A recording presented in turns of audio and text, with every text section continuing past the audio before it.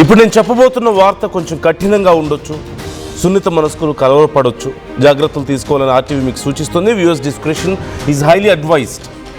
ఒక స్కూల్లో టీచర్ను చాలా దారుణంగా హత్య చేసిన ఘటన ఇప్పుడు సంచలనం రేపుతోంది. ఈ హత్య చేసింది కూడా తన స్టూడెంటే. క్లాస్ రూమ్లో నుంచి బయటకు లాక్కొచ్చి మెడ ఛాతీ భాగంలో 30 సెకండ్లలో 27 సార్లు కత్తితో పొడిచినట్లుగా తెలుస్తుంది. హర్యానా ఫరీదాబాద్లో ఈ ఘటన చోటు చేసుకుంది. తీవ్ర గాయాలతో ఘటనా స్థలంలోనే బాధితురాలు సంధ్య ప్రాణాలు కోల్పోయింది. ఈ ఘటన జరిగిన 2 గంటల్లోనే నిందితుడు అమిత్ని పోలీసులు అరెస్ట్ చేశారు. సంధ్య గతంలో పనిచేసిన కోట్ గ్రామంలోని ఒక స్కూల్లో అమిత్ స్టూడెంట్. అయితే సంధ్యకు గతంలోనే వివాహం అయింది, 2 పిల్లలు కూడా ఉన్నారు. గత 2 సంవత్సరాలుగా అమిత్ సంధ్య మధ్య అఫైర్ ఉన్నట్లుగా తెలుస్తుంది. అయితే భర్తకి ఈ విషయం ఎక్కడ తెలుస్తుందో అన్న భయంతో అమిత్ను దూరం పెడుతూ వచ్చింది సంధ్య. అప్పటి నుంచి సంధ్యను వేధించడం మొదలుపెట్టాడు అమిత్. గతంలోనే పోలీసులకు సంధ్య ఫిర్యాదు కూడా చేసింది. అయితే అమిత్ పేరెంట్స్ వేడుకోవడంతో ఆ కేసును వెనక్కి తీసుకుంది. 4 రోజుల క్రితం సంధ్య నాకు దక్కకపోతే నీకు కూడా దక్కనివ్వను అంటూ ఆమె భర్తకు వార్నింగ్ కూడా ఇచ్చాడంట అమిత్. ఒక మాస్క్ వేసుకొని స్కూల్లోకి వచ్చాడు.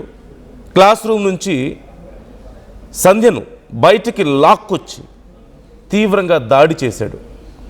చివరికి 27 కత్తిపోట్లతో ఆ మహిళ ప్రాణాలు కోల్పోయింది. ఇప్పుడు ఈ విషయం సంచలనంగా మారింది. అమిత్ని ఎన్కౌంటర్ చేయాలంటూ డిమాండ్స్ వినిపిస్తున్నాయి. మరోవైపు ఒక మైనర్ బాలుడు అతను కూడా. ఇప్పుడు ఈ అంశం చాలా రకాల భిన్న అభిప్రాయాలు వ్యక్తం అవుతున్నాయి. ఈ అంశం మీద చాలా చర్చలకు దారితీస్తున్నటువంటి పరిస్థితి కనపడుతుంది. సో ఈ విషయం మీద మీ అభిప్రాయం ఏంటి? మీరు కూడా మీ అభిప్రాయాలను కామెంట్ చేయొచ్చు, మాతో షేర్ చేసుకోవచ్చు. ఒక్కసారి నేను మీకు స్క్రీన్లో చూపిస్తున్నాను. అదిగో అక్కడ ముసుగు వేసి పట్టుకొచ్చారు కదా, అతనే అమిత్. అతను కూడా ఆ టీచర్ స్టూడెంట్ అని అంటూ తెలుస్తుంది. అయితే ఆ టీచర్కి అమిత్కి మధ్య ఎఫ్ఐఆర్ ఉందట. చిన్న వయసు, ఒక మైనర్ అబ్బాయి. ఆ యువతి వయసు కూడా పెద్ద వయసేం కాదు, అరౌండ్ 28 years అంటూ తెలుస్తుంది. అయితే అప్పటికే పెళ్ళయింది, తనకి పిల్లలు కూడా ఉన్నారు. గతంలో తాను పనిచేసిన స్కూల్లో అతను విద్యార్థి అంటూ తెలుస్తుంది. సంధ్య గతంలో కోట్ గ్రామంలో ఒక స్కూల్లో పనిచేసింది. అక్కడ అమిత్ తన స్టూడెంట్ అట. అయితే అప్పటికే పెళ్ళయి 2 పిల్లలు ఉన్నటువంటి సంధ్య ఆ యువకుడితో 2 సంవత్సరాలుగా అఫైర్లో ఉంది అంటూ తెలుస్తుంది. భర్తకి ఈ విషయం ఎక్కడ తెలుస్తుందో కొంత అనుమానం రావడం మొదలైంది.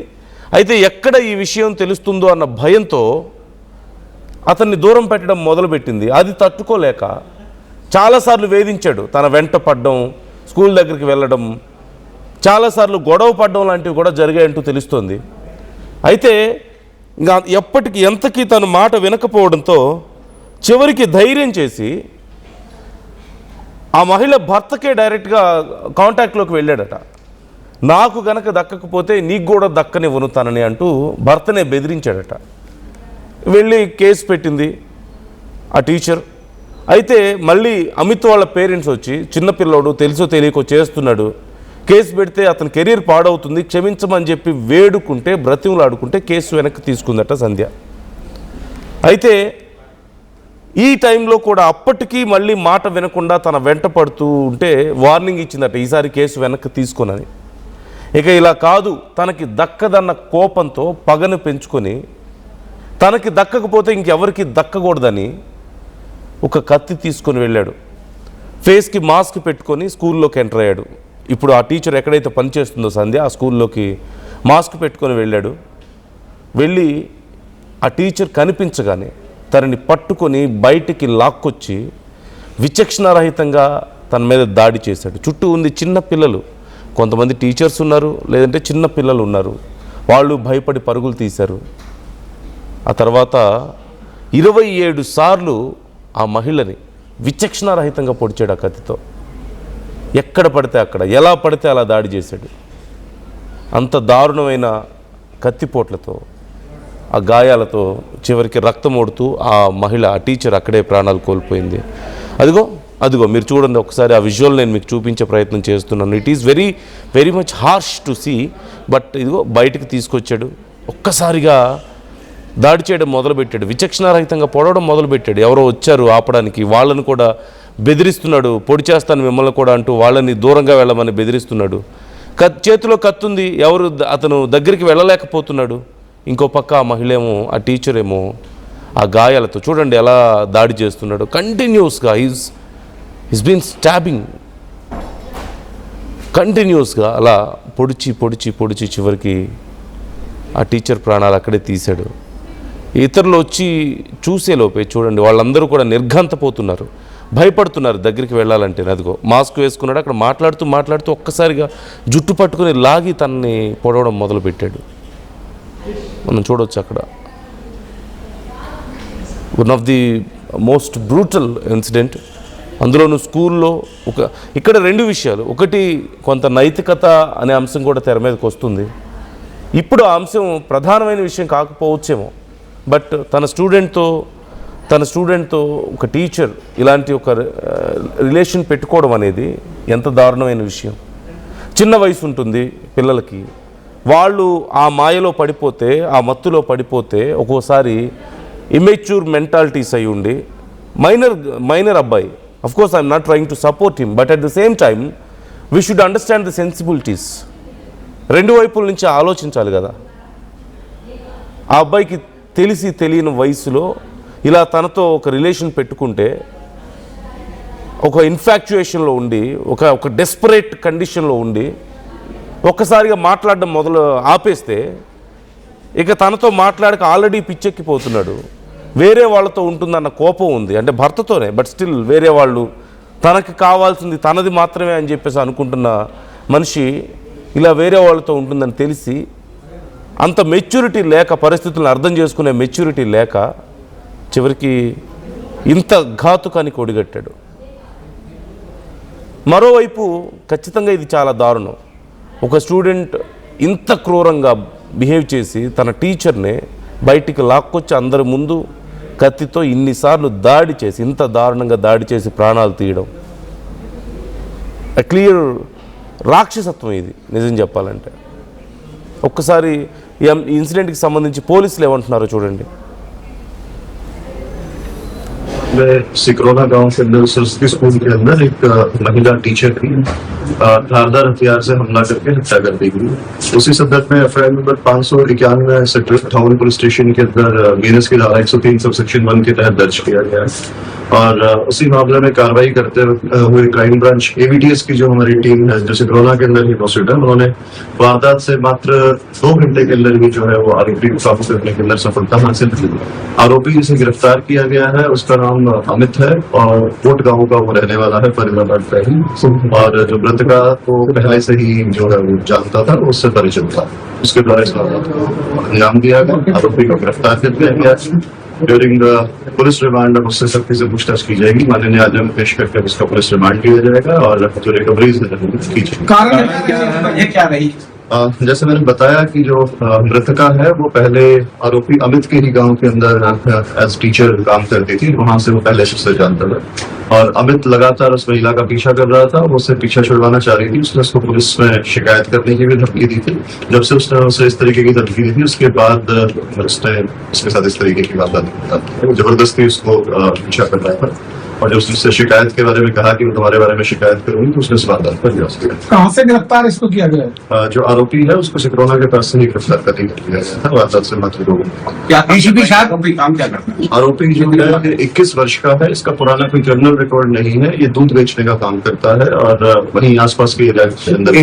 एसीपी साहब, इस लड़की ने पहले 2 बार शिकायत दे चुकी है पुलिस में, और उसके जो है क्या नाम, उसके बावजूद भी उस पर कोई कार्रवाई नहीं होती, तो इतना बड़ा हादसा नहीं होता अगर कार्रवाई नहीं करता। जो इन्होंने अगर पहले कोई भी शिकायत दी थी, तो जैसा आपने बताया है उसमें उनके द्वारा कोई कार्रवाई नहीं करवाने के बारे में कहा गया था। और अगर कोई कार्रवाई इस तरीके की शिकायत दी जाती है, डेफिनेटली उसको करेंगे। कितने स्कूल में भी इतनी देर तक ये खड़ा रहा है, स्कूल प्रशासन ने भी कोई शोर नहीं मचाया, नहीं का कोई सिक्योरिटी भी इतनी नहीं थी।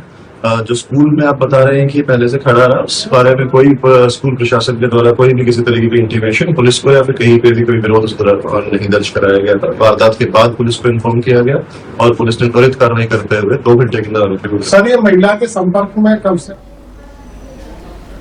సో మనం చూస్తున్నాం ఇప్పుడు ఈ ఇన్సిడెంట్కి సంబంధించి మరికొంత విచారణ జరిపే ప్రయత్నం చేస్తున్నారు. అసలు బ్యాక్గ్రౌండ్లో ఏం జరిగింది, ఇంతవరకు ఈ విషయం ఎలా వచ్చింది అనే కోణంలో కూడా విచారణ జరుగుతున్నట్లుగా తెలుస్తుంది. ఈ మధ్యకాలంలో స్కూల్స్లో జరుగుతున్నటువంటి ఇన్సిడెంట్స్ ముఖ్యంగా మైనర్స్ అవ్వచ్చు, లేదంటే జస్ట్ మైనారిటీ తీరిపోయిన వాళ్ళు అయి ఉండొచ్చు, మేబీ అరౌండ్ 21 years 22 years, ఇంత యంగ్ ఏజ్లో ఉన్నవాళ్ళు ఇలాంటి బ్రూటల్ క్రైమ్స్కి పాల్పడుతున్న వాళ్ళ సంఖ్య పెరుగుతుంది.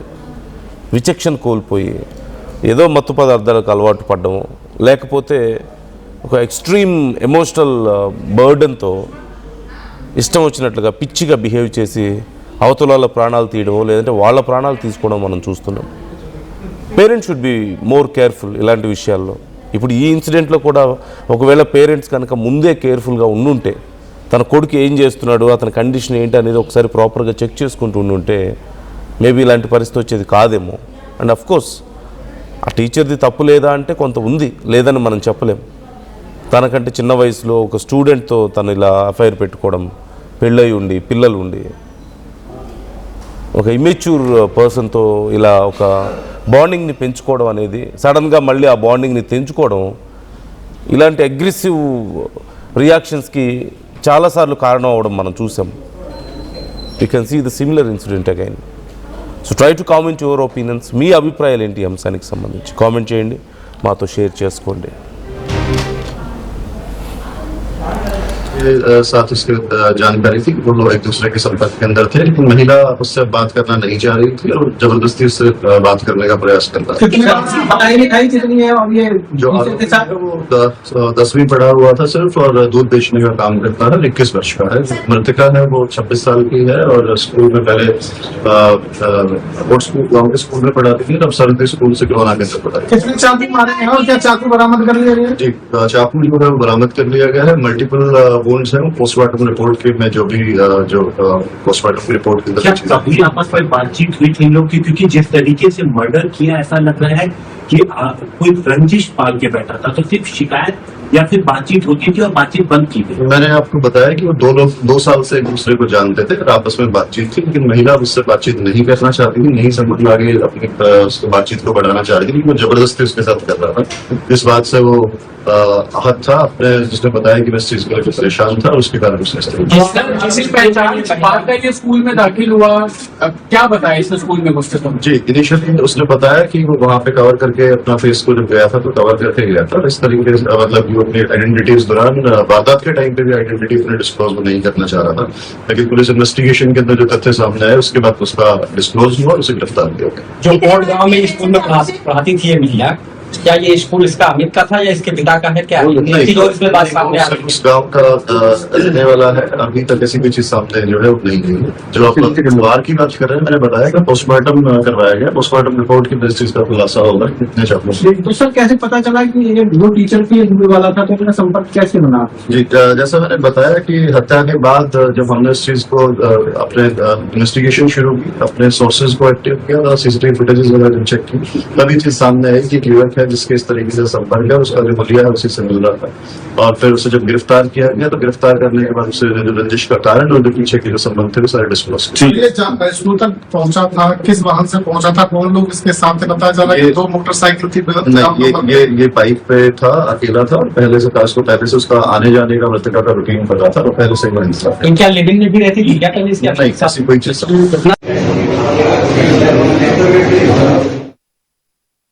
ఏం కొన్నావురా? అమ్మకి 10, అత్తమ్మకి 6, అమ్మమ్మకి 4 కేజీలు చీరలు మావా. అబ్బో ఇక్కడ కేజీ చీరలు కొంటే అర కేజీ చీరలు ఫ్రీ అంట. Churidar, men's wear, kids wear 1+1, 2+1 మస్తు ఆఫర్లు ఉన్నాయి. మరి ఇంకా మాంగళ్య ఆషాఢం కేజీ సేల్ అంటే తెలుసు కదా. మాంగళ్య షాపింగ్ మాల్ కేజీల్లో సేల్, టన్నుల్లో ఆనందం.